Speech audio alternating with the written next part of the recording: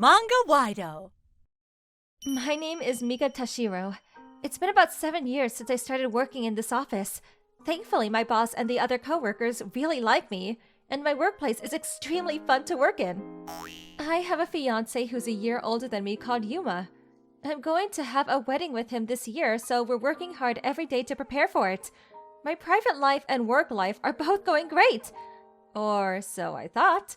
Phew, I'm late today. It was when I was working late and headed home when it was dark. I had finished work and was walking a dimly lit road alone when I heard someone behind me. I turned around and couldn't see anyone there. I thought maybe I was hearing things, so I didn't think much of it and went back to my apartment. However, I felt someone was behind me again when I was walking home a different night. Just like last time though, no one was behind me when I turned around to check. That's so weird. I know someone was there. It was suspicious, so I set my phone on mirror mode, and I saw a suspicious-looking man behind me. Am I being followed? I was so afraid that my hand holding my phone was trembling. I'm scared. I need to run away. But what if I run here and he catches me? I put my phone to my ear and pretended to be on the phone. He must have bought it because after a while he turned a corner and left. I had gotten away this time, but I was unable to go to bed after that. The next day, I showed up at work clearly upset and my coworkers all talked to me. I can't bother them. I talked to my boss only. She was very kind and listened to me. She suggested that I talk to the police, but it's not like anything actually happened to me. If it really picks up, I need to go to the police. Afterwards, however, I didn't notice anything strange or feel anything weird. Maybe I was just thinking too much?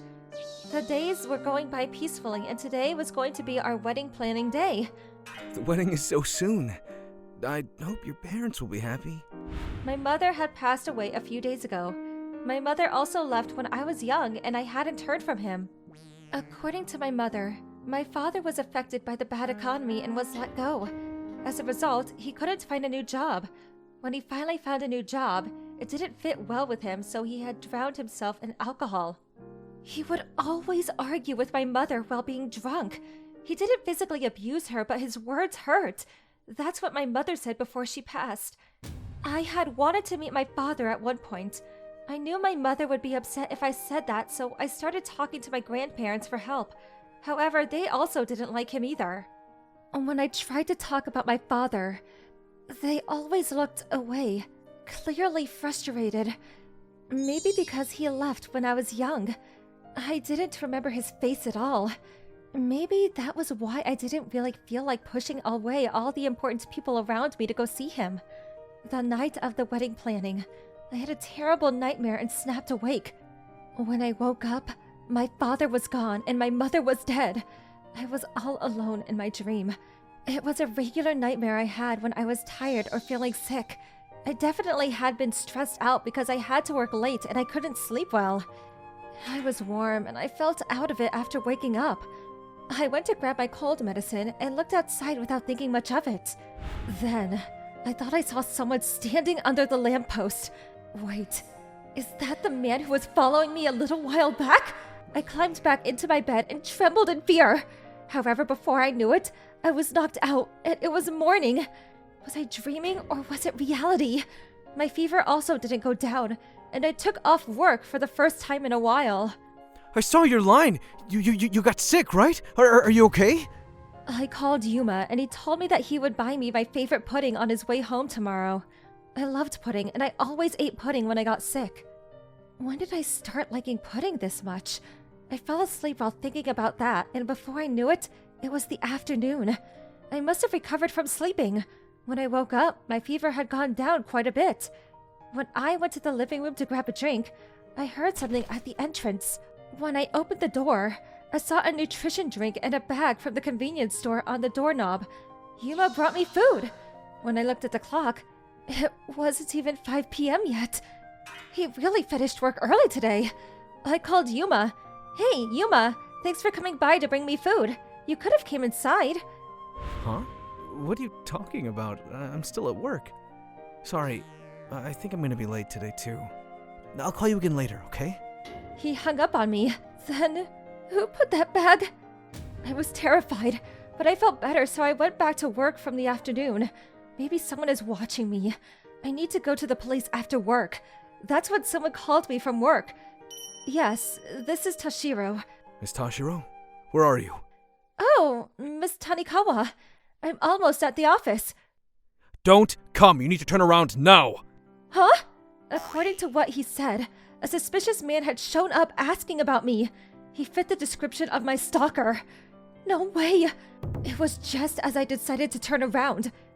You, Akito? Yo, it's been a bit, hasn't it, Mika? In front of me stood my ex, Akito, whom I had dumped a long time ago. At first, we both loved our personalities and the chemistry was great, so we started dating.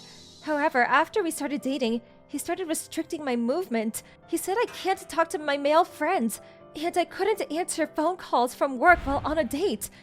He would get jealous and say that I thought that was more important than me. I thought it was just because he really loved me, but of course that didn't last long. I had left him about 3 years. He kept contacting me after that, but I ignored him and changed my phone. Right around that time, I moved jobs, so I moved closer to the company. But I didn't expect to see him again. I saw you when I was driving by in the city. You seem to be having a lot of fun with a random man. Don't come any closer! I'm going to call the police! Police? Why? We're lovers! Lovers? We broke up years ago! That's just what you said. I didn't break up with you. And then you disappear and start going out with another guy? Cheating? And you're walking all alone at night. How dangerous is that? That's why I kept following you, to make sure nothing happened to you. I kept thinking I should say something, but... I knew you were stalking me. Stalking? What are you talking about? Are you being shy? I tried talking to you, but I didn't because I wanted to surprise you. Surprise? Yeah, I wanted to welcome you to your house when you came home tired from work. That food on the doorknob, it was yours, wasn't it? Akito tilted his head, confused. Bag? What are you talking about? I wanted to surprise you, but I couldn't figure out what house you lived in, so I went to your office.